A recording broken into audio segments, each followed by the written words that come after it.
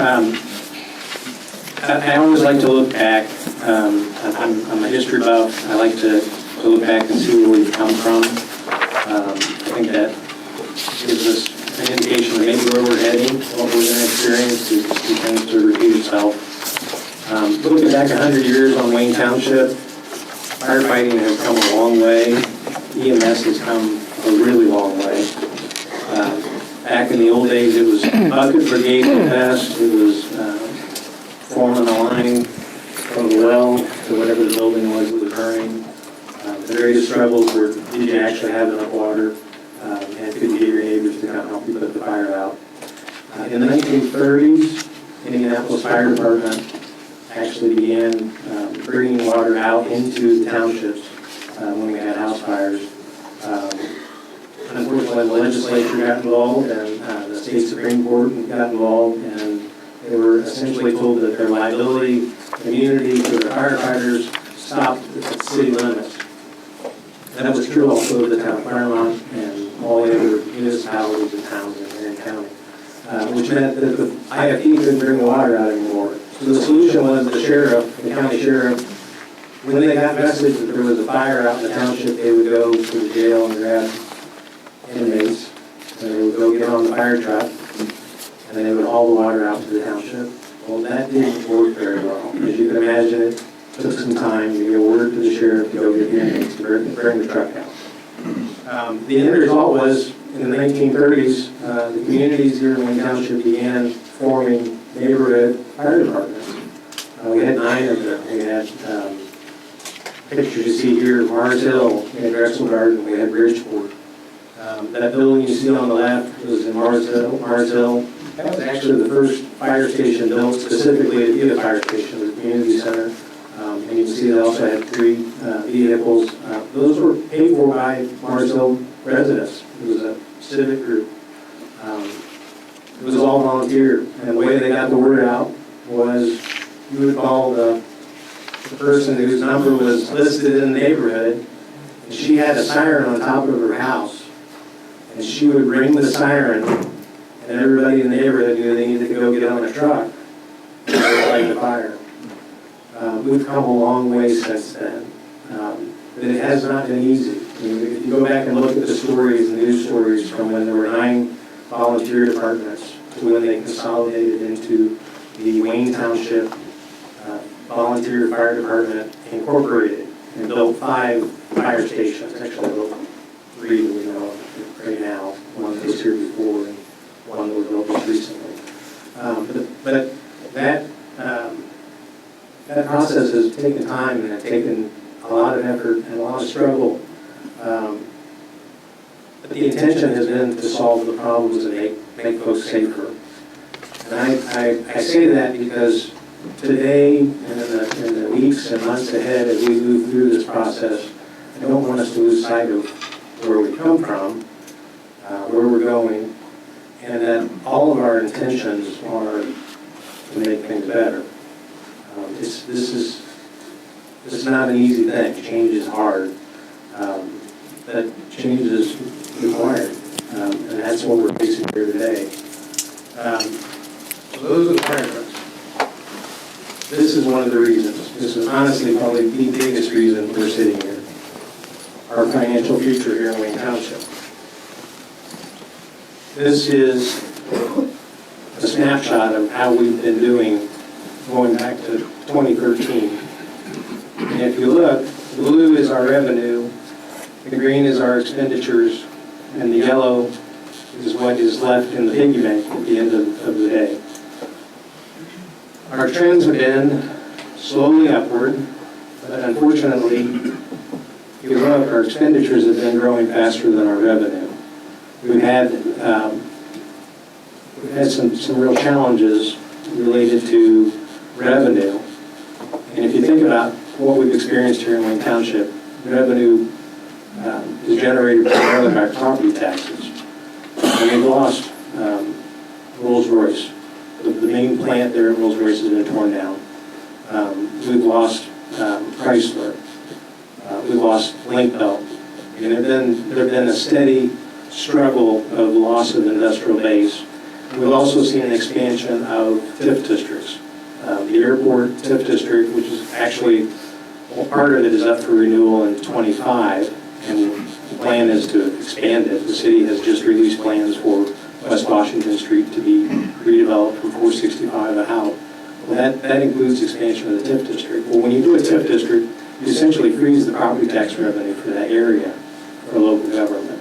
And the additional property tax revenue then funds the project. So it means that we're going to see that expansion dry up future revenue from the area. There are other returns on that. It hopefully creates jobs. It hopefully creates sales tax. We don't get that to operate the fire department. We're locked in with whatever it is when that TIF district is refinanced. This is originally I said it was a straw that broke the camel's back. But frankly, it's like a giant round bale of straw. Retiree health insurance fund is a liability that we knew we had, but we didn't know how bad it was. And this summer we contracted an actuarial firm to come in and look at our retiree health insurance fund. This is a fund that was set up in 2018, and actually historically they attempted to set it up back in the early 2000s.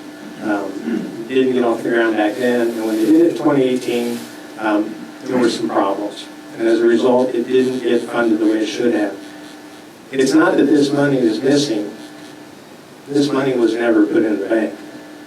But the liability is there, meaning that we have retirees and we have folks who are going to retire who are expecting to be able to pull money out of the retirement fund to fund their health insurance. This is not health insurance in the sense that they can come and have health insurance here at the township. It's a reimbursable fund. So they turn in their bills. If you're a retiree, firefighters can retire at age 53. So from 53 to 65, they can draw $12,000 a year out of this fund. 45% of our firefighters are going to be eligible for retirement in the next 3 to 4 years. So we know you take 60 or 70 firefighters and they're all going to draw $12,000 a year out of it. You got to have money in the bank. If they're over 65, they can draw up to $6,000 a year for the rest of their life. And that will progress with Medicare, but that's a lot of money. That's the problem. We want to really boil down to what, besides our struggles with revenue coming off property taxes, this is the thing that we frankly can't address. People ask how we spend our money. 88% of our money goes to pay for human beings. It's salaries, it's benefits, it's the people who work here. The rest are somewhat manageable, meaning that we can choose not to spend money next year on any new equipment.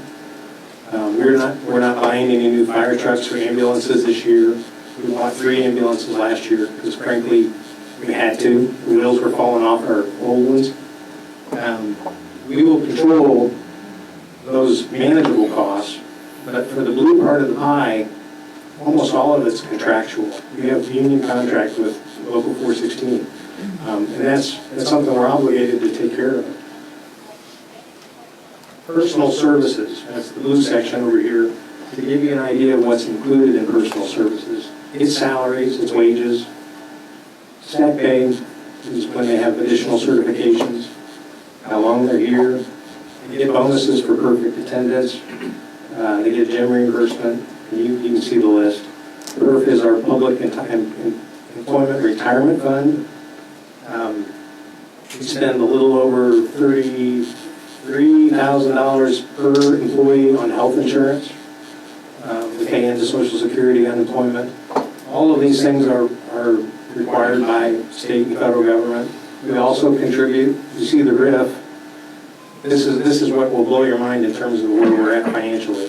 The contribution per month per firefighter, the firefighter puts in $30 and the township puts in $60. So over the course of a year, the firefighter can say, well, we put $1,000 into the account for them for their retirement health insurance fund.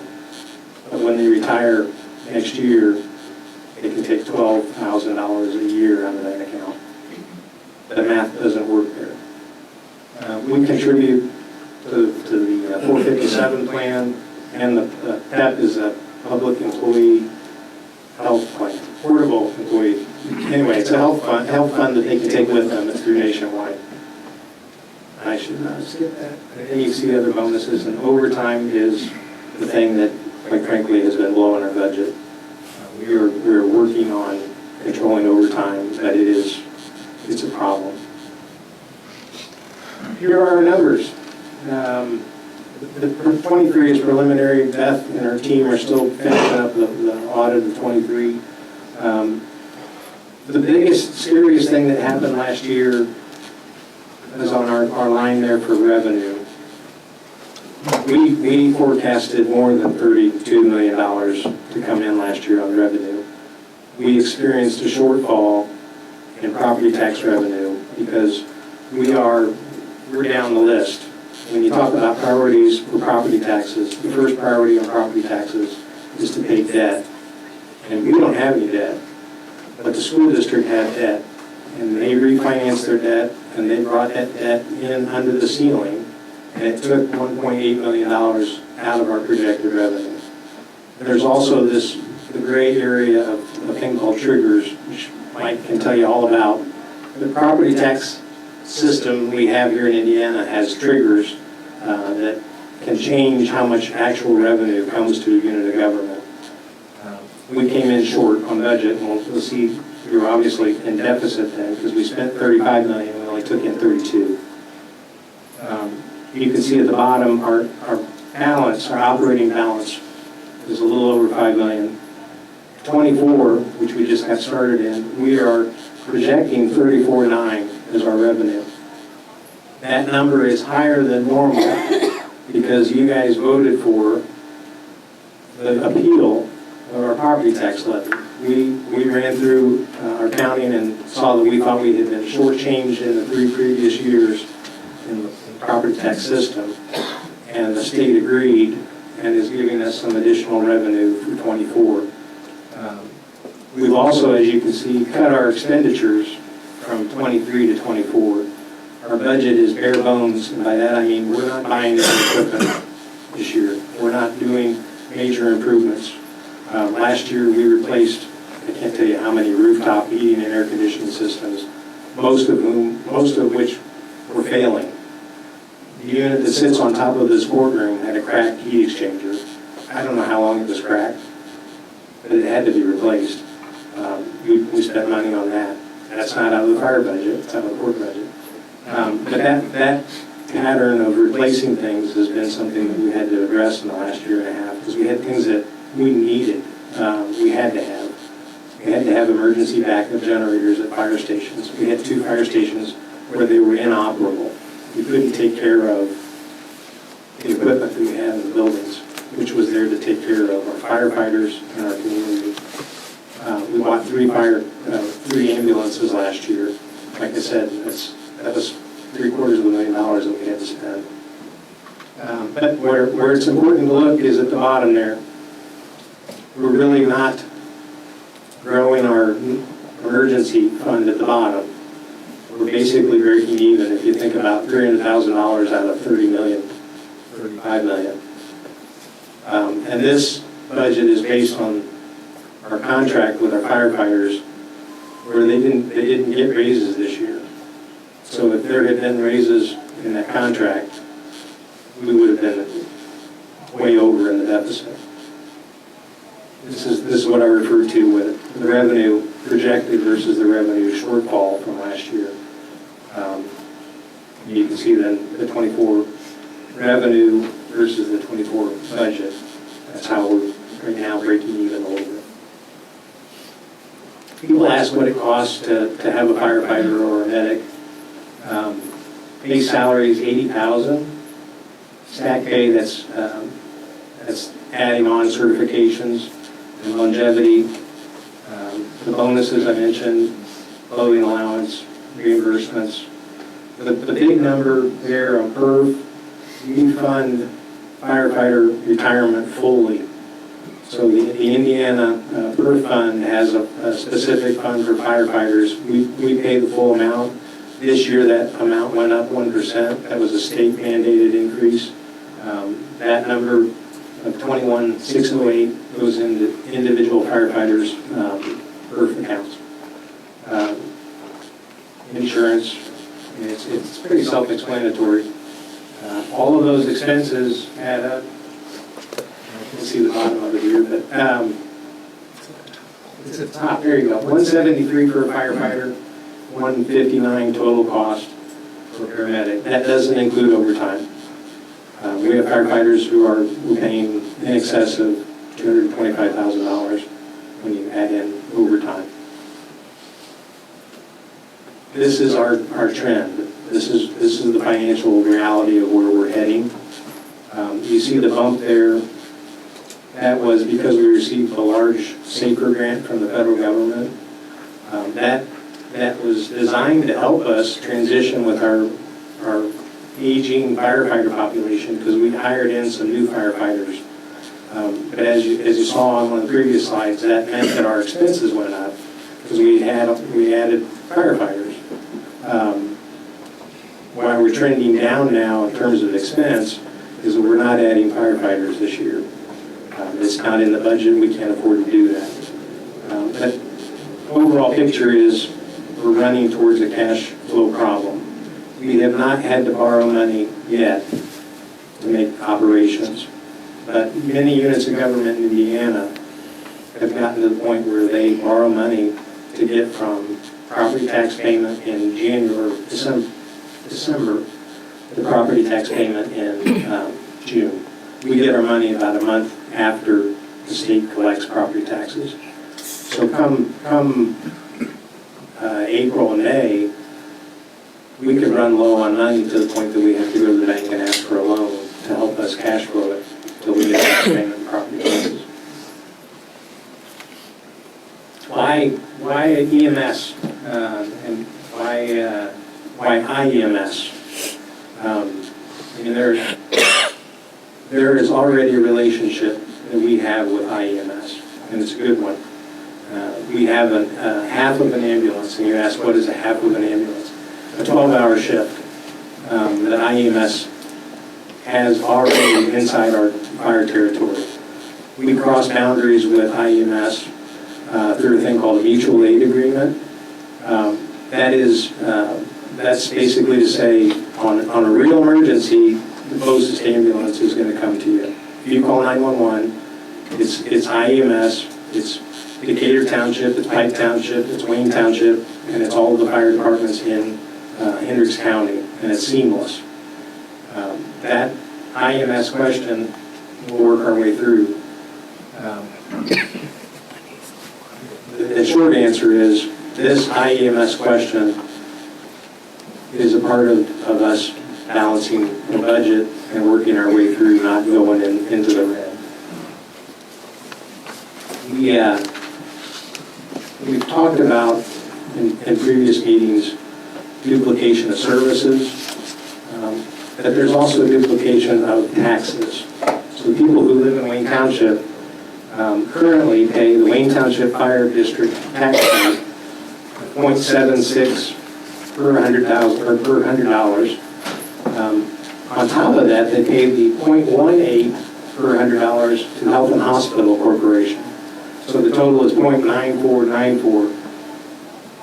Under these mergers, you'll still pay the Health and Hospital rate because that is a county-wide rate.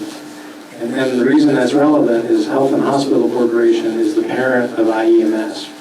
So IEMS benefits and operates under the Health and Hospital Corporation. But instead of the fire district rate of 0.76313, you're going to pay 0.3253, where that's what IFP's current rate is. So you can see the tax rate drops significantly. We're looking at taxpayers and we're talking about how do we fund schools and how do we maintain services. This right here is the biggest number to look at of what a decrease in property tax rate we would see. is the other elephant in the room. As we speak, the Indiana General Assembly is meeting, and there's a bill that has been introduced before, but it didn't succeed in the past. But I can count. I spent 14 years at the State House. I've talked to friends, and that bill is going to go. It's going to be heard next Wednesday. That senator is more committed than before. He's ready to go. What that bill does is eliminate the words township board and township trustee from the existing consolidation law. What that means is, right now we can negotiate. Right now we can. I'm going to go sit with IEMS and say let's figure out this interlocal agreement. And same with IFD, we can sit down and get commitments for our equipment to stay in the township, for our stations to remain open, for our employees to have seniority and rights. That's not guaranteed for, in particular, for our civilians if that bill becomes law. Because in addition to deleting township board and township trustee, that bill also deletes the word employee and inserts the word firefighter. And where that's relevant to me is that we have civilians who work for us. That's why we're sitting here tonight. We have medics, we have EMTs, we have folks in the garage at the fire department, we have logistics, we have training, we have administration, and they are not protected if that bill becomes law. I want to take care of them, and that's why you have Resolution 1 and Resolution 2 in front of you. The other thing you need to know about that bill is that it's effective upon passage. And what that means is, in the state of Indiana, you declare an emergency for a bill to become law if you put it effective upon passage. And what that means is, normally you'd have July 1st as an effective deadline or effective date, or January 1st of the following year. We want this thing to go in right away. And that's a lot. That's a hard pill to swallow. But I think you have to face it responsibly, and that's why we're here. I mentioned mutual aid earlier and interlocal agreements. We have those. That was the very first document that I signed when I got here. It is incredibly important that we can cross boundaries and help each other. You think about the Walmart warehouse fire. That involved 30 plus different fire departments. They came from all over to fight that fire. When the building behind this building burnt last winter, not only did we go fight that fire, but Speedway and IFD came and helped us. We shared aid because if we had a real disaster in Wayne Township, we would need everybody around to come help us. I'm not sure, as it stands right now, if you had 2 or 3 house fires at the same time, we would need help from our neighbors. When we have an apartment complex on fire, like the one out on Crawfordsville Road the other day, there were like four departments involved. So these agreements are in place and they stay in place because we know we've got to have mutual aid and interlocal agreements. As I mentioned, our commitment is to keep our fire stations where they're at and open and staffed and keep our equipment in place. And we've worked with IEMS and we've started to talk with IFD about all those commitments being in writing. So stations will remain open. Our firefighters, and right now we're talking about EMS, our EMS are guaranteed to stay in Wayne Township through the IEMS merger. If they want to be here, if they want to go somewhere else, that's fine too, but under the arrangement with IEMS, they can stay put. They also maintain seniority, which is a significant issue. Here are the ambulances in Wayne Township right now. Right now we have 3 ambulances, the red ones. And at the bottom, Station 81, here on Washington Street, 82, and up on 136 at Station 85. IEMS are the 4 blue ambulances. They're at Station 18, they're at Central State. They're at Station 30 on Tibbs by Lafayette Road, and they're in Speedway at Station 89. And then the one that you see in the very center of the picture is the one I was telling you about. We already have IEMS in Wayne Township. That's a 12-hour shift. It focuses on our highest run period. All of those ambulances stay in Wayne Township. There have been these rumors and emails and all kinds of things about we're going to be down to two ambulances in Wayne Township at night. We're going to have 6.5 ambulances in Wayne Township, just like we have right now. There is a shift. If you look, we moved the 12-hour ambulance from my fire headquarters into Station 82, and we moved the ambulance from here at 82's out to Station 84 on 10th Street, there by Ben Davis. That's really driven by data. That is a run, data-driven calculation. IEMS has looked at our runs and says this is the better distribution of the ambulances, and that's where it came from. I put this here because, as I mentioned, we look back at history, and I learned something the other day. First off, Bud Miller's fine. This is just a training, but we implemented this in the 1950s, I believe, where we started training all of our firefighters to be EMTs. So when we talk about the IEMS merger, we talk about ambulances and where they're positioned and response times, and what we've got to put on the table and remember is that all of our firefighters at all 5 stations on all of the trucks are EMTs. So when you have an emergency and you're wondering, where's the ambulance? When the fire truck pulls up, you've already got an EMT on the scene. You've already got multiple EMTs on the scene. So we're not just talking about providing medical service through 5 ambulances or 6.5 ambulances. We're talking about multiple fire stations with multiple fire trucks and lots of people. I also want to talk about communication. This was a tough thing. I mentioned the woman who would answer the phone and then go outside and ring the siren on top of her house to let the neighborhood know. Well, we've progressed as a township. We had technology brought in as quickly as they could bring it in. And if you look, that piece of equipment on the right is the last Wayne Township communication system. To get rid of that was a really difficult thing for this township. It caused a lot of consternation because we didn't want to give up our communication system. But the reality is we merged our communication system with the 911 system, not just for Marion County, but for Marion County, Hendricks County, Boone County's linked into it. We share resources.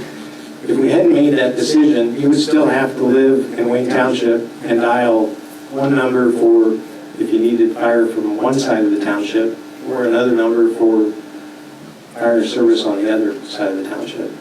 Things have progressed in a good way. But when they did this, people hated that change. Couldn't believe we were going to give up communication control. I think that's the end of the slideshow. I just want to say, I know this is tough. And I want you to know that our commitment is to negotiate with IEMS and with IFD in the following process to take care of our employees and also to take care of our citizens. But we really have to do this. Financially, there is no turning back of where we're heading financially. We're not there yet. That's the best news. But we see that cliff coming. We know we can negotiate right now, but if you run us into the wall, our ability to negotiate goes away. And I don't want to do that. I want to take care of folks while we still have the ability to do that. So I'd be happy to answer any questions. I didn't mention the second resolution, if you would like me to, it's much simpler. Sure. So people are leaving here because we're merging with IEMS. Our civilians need to be taken care of, and they have bonuses that they would normally get in the course of the year, quarterly bonuses, end-of-year bonus. They also have a PTO, paid time off system. I feel obligated. I feel like it's the right thing to do is to take care of them. And so what you see on Resolution 2 is that you authorize me, and money has been allocated to be spent later this year, that you authorize me if they are sticking with us until we move to that merger process, that we take care of them. We need to make sure that those bonuses are paid out. And that's what Resolution 2 does. Thank you. Thank you. I have a question for Jeb. Well, first, we have a process. First, to our board members, we haven't gone into public comment yet. Do any of our board members have any questions Yes. you would like to? Yes. I have some questions that came to me from some EMS employees. How many full-time employees are there now in Wayne? And how many have given notice if this merger does go through?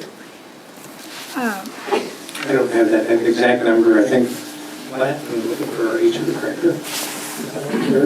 I believe we're in the 23, 24 range right now.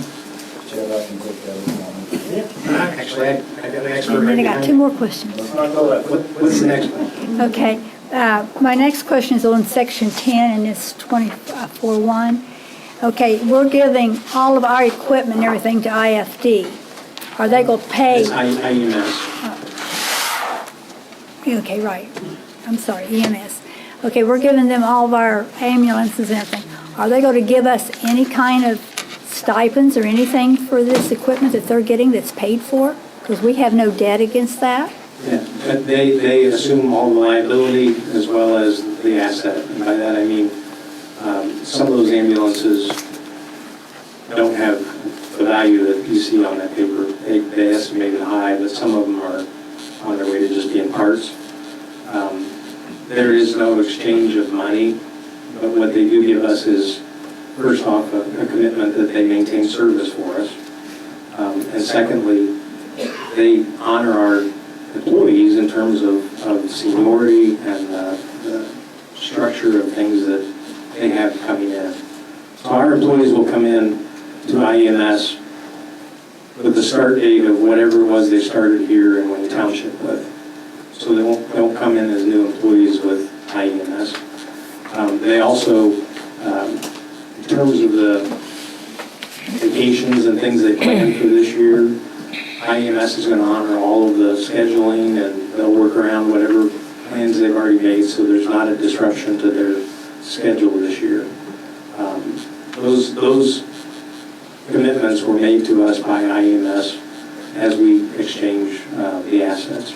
Okay, and my last question is, why is a senator from Hamilton County pushing the merger here to get it through so quickly before our people have a chance to really talk and think about this? I can't speak for the senator. Okay, I have, the only question that I have is, I got a call. I know I read it in the resolution where it talked about the salary possibly decrease, and wanted to know how that works. You know, where if there's a decrease in salary when we're saying they're going to be on the same level if they leave from one. Yeah, it really depends on first off seniority, second off which schedules they choose to work. Our EMS employees work 24-hour shifts when they're here. So they work an overnight shift. They start at 7 a.m. They go home at 7 a.m. IEMS does not do that. They have 12-hour shifts, and they pay day shift differently than they pay night shift. So, you know, if you're trying to compare apples to apples, it's difficult to do. unless you say to our firefighter or our EMS, you're going to work a night shift and you're going to pick up overtime. Because the other thing about our schedule is we have essentially mandatory overtime built into our schedules because we make people work 24-hour shifts. So what we have done is to have IEMS meet with our EMS employees, both as a group, and then they've offered to do it individually. And I've participated in all 6 of the meetings we did with the group. I've participated in a couple of the individual meetings to try and tell folks this is where you're going to be at in terms of this pay scale, depending on which shift you pick. My observation is that the longer you've been with Wayne Township, the greater the likelihood you actually see a raise moving to IEMS. But that 24-hour shift versus 12-hour shift is a tough issue because people have built lifestyle, they've built, their family or whatever around that 24-hour shift. I know moving from 24 to 12 is going to present some folks with a real challenge. Some of them have already left. We've had EMS who've already left to go to other surrounding fire districts that offer the 24-hour shift because that's what they want. But that they're moving to areas that have less busy EMS runs also. We have seen our EMS just accelerate. We're extremely busy, and I'm going to let Chief Stewart talk to that. But as a result, you've got some ambulances that will run 20 runs in 24 hours. Mm-hmm. So they're not getting sleep. There's no downtime. Frankly, if we weren't addressing this issue, we would be here addressing the fact that we have a 24-hour shift for EMS. Because we can't continue to do that. It's not fair to the employees. It's not fair to the citizens. It's not in our financial best interest to do that. But this moving to IEMS answers that problem because they run 12-hour shifts. Thank you.